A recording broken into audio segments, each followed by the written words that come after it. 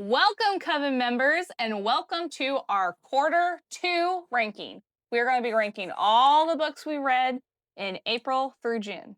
Are you ready? Let's do it. I read 15 books in the months of April through June of 2025. How many books did you read? I also read 15. Yes! Awesome. So what we're going to do is we're going to start with our least favorite and move all the way up to our favorite. Just because it's our least favorite does not necessarily mean that it was a bad book. It's just our least favorite in those 3 months that we read it.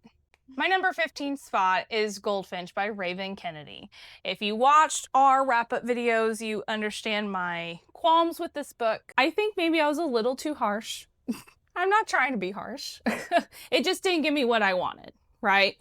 I think I gave it a 2.25. I really enjoyed books 2, 3, and 4, but the last books just kind of fell flat for me. So that's why it's 15.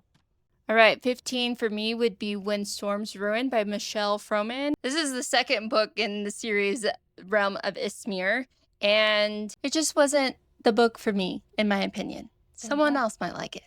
Next for me is The Perfect Divorce by Geneva Rose. I love The Perfect Marriage. I don't think this book had to be here. It was fine, and it's gorgeous, but it didn't have to be here. Coming in 14 for me is the first book in the Realm of Ismir series, When Storms Awaken by Michelle Froman. I thought that this series had a lot of potential, but yeah, it just wasn't it for me again. Next up is Bull Moon Rising by Ruby Dixon. This was a book club book, and I had a lot more fun with it than I anticipated, but it's still in the not for me category. But I do get to have a little bit of Lisa Frank on my bookshelf, so I thank my Coven member for that. This will also be my 13th spot as well. It had a good plot to it, but it just wasn't my favorite. Next is King of Greed by Anna Huang. I love the King of Sin series. The more we get, the more we love the series. I'm a little biased right now because I just finished the series and I had a great time, but this just gave me nothing memorable. Coming in 12th place for me is The Ministry of Time. I did enjoy this book, just felt like it was a little slow, and so that's why it didn't rank as high for me. In 11th place is Sky Shade by Alex Astor. It has been my favorite of the Lightlark series, but still, I think it's doing a little too much. But will I be reading Grim and Oro and Crown Tide later this year? Yeah, I will. Coming in 11th place for me is A Bargain So Bloody by Valissa Drake. This was an arc read for me, and I really did enjoy it. I just read a ton of good books during quarter two. Next is The Housemaid by Frida McFadden. It's a really good Frida McFadden book. Really enjoy it. I'm not sure if I'm going to finish the entire series, but I definitely wanted to read this before the movie came out. And it was really cool reading it before the movie came out because who they casted for the movie is who I had in my head. And I highly suggest the audiobook. Okay, coming in for number 10 for me is Beautiful Ugly by Alice Feeney.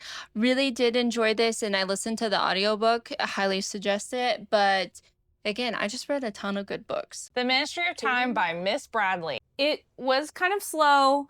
I think it ranked higher for me because of the ending and the twist, but you can't just have a good ending and twist and make it an entirely good book. Coming in number 9 for me is The Perfect Marriage by Geneva Rose. I love this book. It had a really good twist to it, and it's really pretty. I really enjoyed it. The Rose Bargain by Sasha Payne Smith. This was also a book club book. I really liked this. I had a really great time. I'm super excited for the sequel to it. It's going to be a duology, I believe. Book 2 has not been announced yet, but this is good. If you haven't read it, maybe wait to hear when the second book's going to be announced, but really good YA story. I liked it. This was also 8 for me. Really good story. I enjoyed it a lot. I did not realize it was a duology. So mad because of the cliffhanger, but I highly suggest. Number 7 is Asunder by Kirsten Hall. This is the book I love to hate. This is the book that I'm desperate for the sequel for. I don't know if I would recommend it to anyone unless I want to cause them pain, true pain. It was a wild ride. I had to switch to audiobook to get through it, but I'm so glad that I did. Number 7 for me was The Silversmith by LJ Claren, and it was also an arc read for me.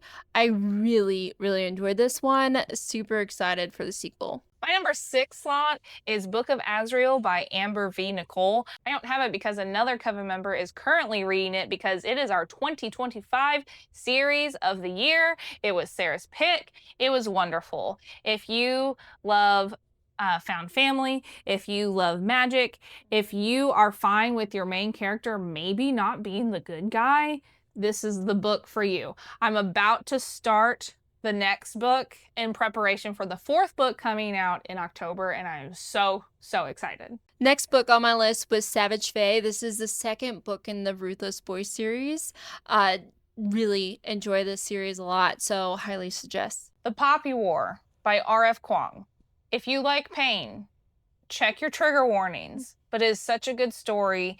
It's a true insight to the tragedies of war, but it has the perfect amount of fantasy elements to keep someone like me interested that doesn't really want to read a history textbook. Next on my list was Dark Fae of the Ruthless Boys. Again, really enjoy this series so far, and I love this series so much. The Night and the Moth by Rachel Gillig. If you love gothic fantasy, if you love amazing side characters, and also found family, this is the book for you. Rachel Gillig is a flawless writer, in my opinion, and this is just a wonderful time. This will be a duology, and hopefully we get the second book sometime next year. Next book for me would be Ruthless Fae. This is the second book in the Zodiac Academy series, and I've been listening to the graphic audio of these, and they are so good. I highly recommend that if you like listen to audiobooks, listen to the graphic audios because it is a movie in your mind. The Invisible Life of Addie LaRue by V.E. Schwab. I have become a V.E. Schwab stan this year. She is now literally like top 3, if not my favorite author now. It is my goal to read all of her books now.